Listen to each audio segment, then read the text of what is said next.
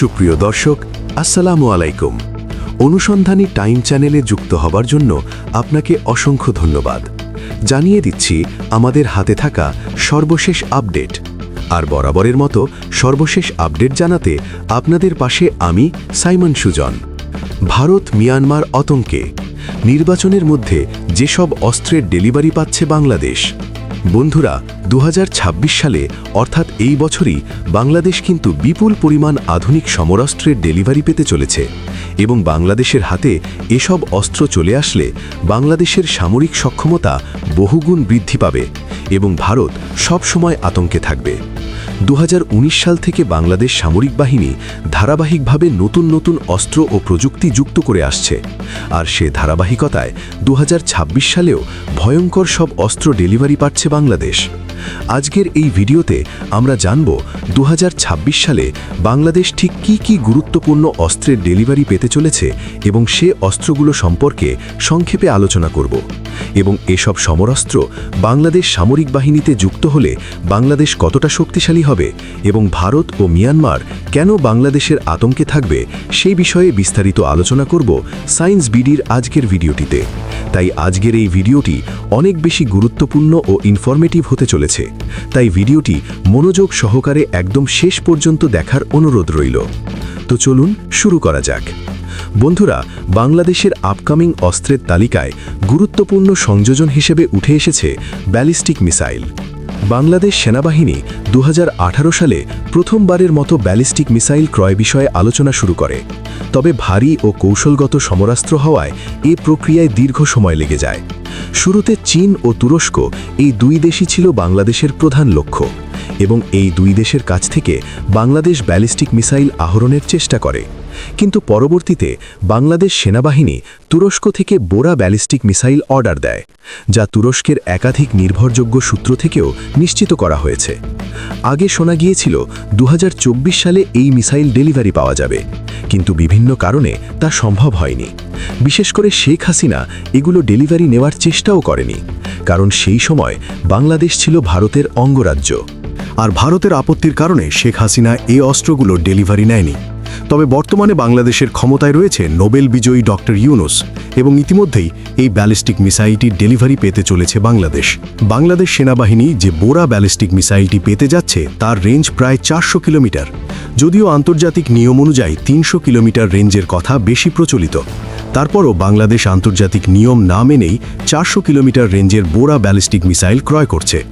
বাংলাদেশ শুরুতেই এক battery ballistic missile order করেছিল, তবে ভবিষ্যতের কথা চিন্তা করে আরও কয়েক রেজিমেন্ট অর্ডার দেওয়ার পরিকল্পনা রয়েছে।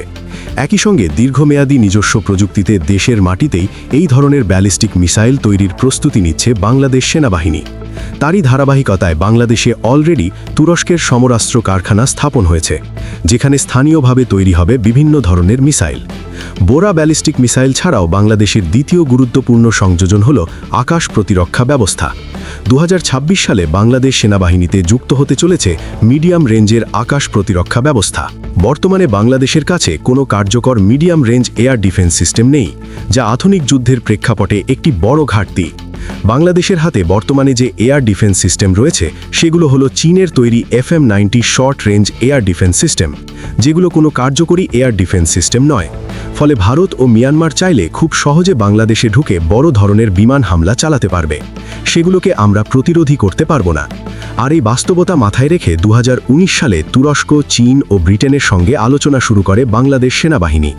শেষ পর্যন্ত তুরস্কের হিসার আকাশ প্রতিরক্ষা ব্যবস্থার বিষয়ে চূড়ান্ত সিদ্ধান্ত নেওয়া হয় এবং এক রেজিমেন্ট সিস্টেম অর্ডার দেওয়া হয়।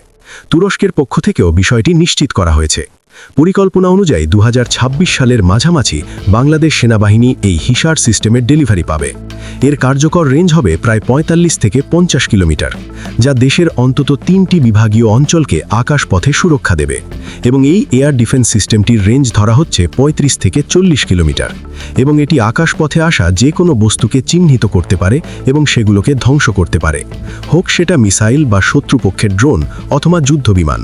আর তুরস্কের তৈরি এই হিসার এয়ার ডিফেন্স সিস্টেমটি খুবই আধুনিক এবং ন্যাটো স্ট্যান্ডার্ড একটি এয়ার ডিফেন্স সিস্টেম, তাই এর কোয়ালিটি নিয়ে কোনো কথা হবে না। এছাড়াও 2026 সালে বাংলাদেশ সেনাবাহিনী আরও বেশ কয়েকটি গুরুত্বপূর্ণ সমরাস্ত্র হাতে পেতে পারে। এর মধ্যে উল্লেখযোগ্য হল তুরস্কের তৈরি বোরান আর্টিলারি সিস্টেম, যা একটি আধুনিক ও বিধ্বংসী কামান হিসাবে পরিচিত, যেটি বর্তমানে বহু যুদ্ধে অংশ নিয়েছে। এবং এই কামানটি হালকা ওজনের হওয়াতে এটিকে হেলিকপ্টারে করে এক স্থান থেকে অন্য স্থানে বহন করা যায়। প্রাথমিকভাবে 1 রেজিমেন্ট এ বছরে ডেলিভারি পাওয়ার কথা রয়েছে। এছাড়াও 2026 সালে বাংলাদেশের হাতে যে অস্ত্রটি যুক্ত হতে চলেছে সেটি হলো পরিলিঙ্কন এয়ার ডিফেন্স গান। প্রায় 2 ইউনিট এই ধরনের গান যুক্ত হবে বাংলাদেশের বহরে, যা এ ক্যাটাগরিতে বিশ্বসেরা আকাশ প্রতিরক্ষা ব্যবস্থার একটি। র্যাডার সিস্টেমের দিক থেকেও বড় আপডেট আসছে।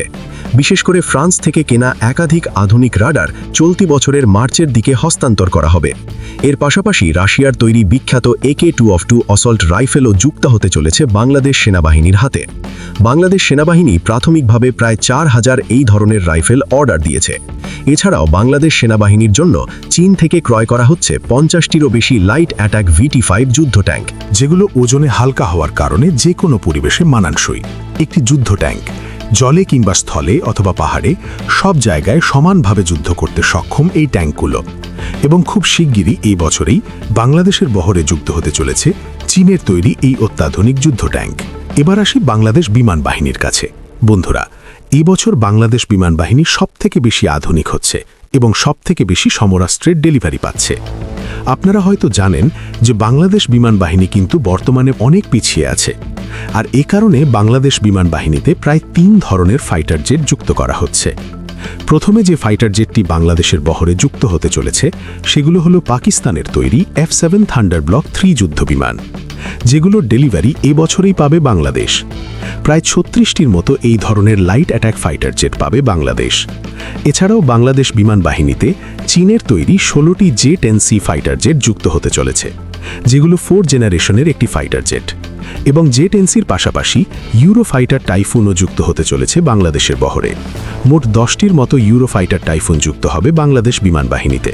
সবকিছু মিলিয়ে বাংলাদেশ সামরিক বাহিনী 2026 সালে সবথেকে বেশি অস্ত্রের ডেলিভারি পাবে।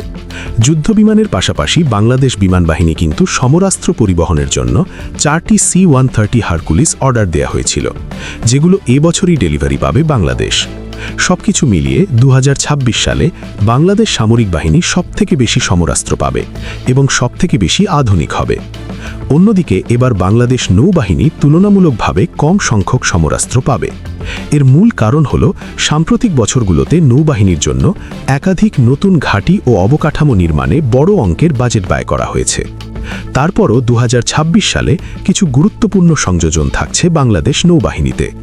বাংলাদেশ নৌবাহিনী ইটালি থেকে 2টি ASW হেলিকপ্টার পাওয়ার কথা রয়েছে, যদিও এগুলো 2023 সালে হস্তান্তরের কথা ছিল। তবে ইতালির দীর্ঘসূত্রতার কারণে বিষয়টি পিছিয়ে যায় এবং এখন 2026 সালে অন্তর্ভুক্ত করা হয়েছে এই ASW হেলিকপ্টারগুলো। সব মিলিয়ে 2026 সালে বাংলাদেশ সামরিক বাহিনী আরও কিছু আধুনিক সমরাস্ত্র পেতে যাচ্ছে। এসব ছাড়াও তুরস্ক ও চীন থেকে অর্ডার করা হয়েছে বাংলাদেশ নৌবাহিনীর জন্য অ্যান্টিশিপ মিসাইল, যেগুলোর রেঞ্জ ধরা হচ্ছে 180 থেকে 250 কিলোমিটারের মধ্যে। এসব মিসাইল সরাসরি যুদ্ধ জাহাজে যুক্ত করা হবে। সব মিলিয়ে 2026 সালে বাংলাদেশ সামরিক বাহিনী অনেক অত্যাধুনিক অস্ত্র পেতে চলেছে। তবে 3 বাহিনীর মধ্যে সবথেকে বেশি সংখ্যক অস্ত্র সংযোজন হবে বাংলাদেশ বিমান বাহিনীতে, এরপর সেনাবাহিনীতে এবং সর্বশেষ নৌবাহিনীতে। সুপ্রিয় বন্ধুগণ, আপনার মূল্যবান মতামত জানিয়ে দিন আমাদের কমেন্ট বক্সে। সেই সাথে আমাদের চ্যানেল সাবস্ক্রাইব করতে মোটেও ভুলবেন না, যাতে এমন সব গুরুত্বপূর্ণ বিশ্লেষণ আপনার কাছে পৌঁছতে পারে। Thanks for watching my video. Allah হাফেজ।